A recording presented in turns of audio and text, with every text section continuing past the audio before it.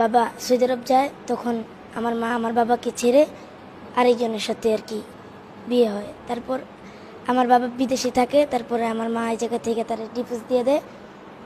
তারপর থেকে আমার মা সেই যারে বিয়ে করছে তার সাথেই থাকে। আর আমাদের একটা বাড়ি আছে, সেই বাড়িতে এখন থাকে। কে থাকে সেই বাড়িতে? আমার মা। আর ওই বাড়িটা কি তোমার বাবার? জি। তোমার বাবার বাড়িতে তোমার মা মানে যাকে বিয়ে করছে ওনাকে নিয়ে কিভাবে থাকেন? মানে আমাদের বাড়িটা আর কি আমরা কিনছিলাম আর কি অনেক আগে। ওই জায়গাটা কিনা পরে বাড়ি করছিলাম।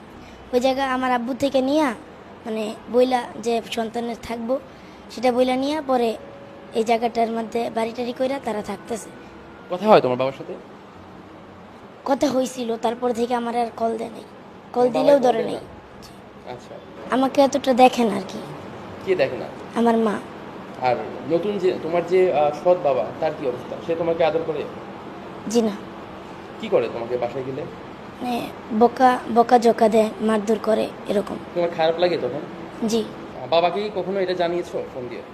জি। কি বলে বাবা? তখন বাবা বলছে যে বাইরের দেশ থেকে আয়া তারপরে ই করবে আর কি, বিচার করবে, কিন্তু এখন আর কল ধরে না আর কি। আচ্ছা, আর এই যে তোমার মায়ের সাথে কি কখনো এগুলো নিয়ে কথা হয়েছে যে তোমাকে কেন এমন করে? আমি বলছিলাম মারে, মা বলছে কি তুমি যদি ভালো মতো চলো তোমার আর মারবে না।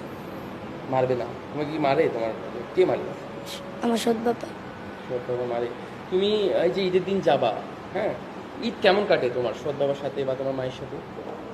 তারা মানে তাদের মতোই আর কি, আমার নিজেরটা নিজেই, তাদেরটা তাদের কাছেই। মানে একটা আনন্দ এরকম হয় না আর কি। মানে আমার মতো আমি, তাদের মতো তারা। কুরবানি দেও আমাকে জামা বানায় দেয়নি, রোজারি দেও দেয়নি, এবারও দেয়নি। আচ্ছা, এখানে যে থাকো পড়াশোনা করো এটার খরচ কি তারা পাঠায়?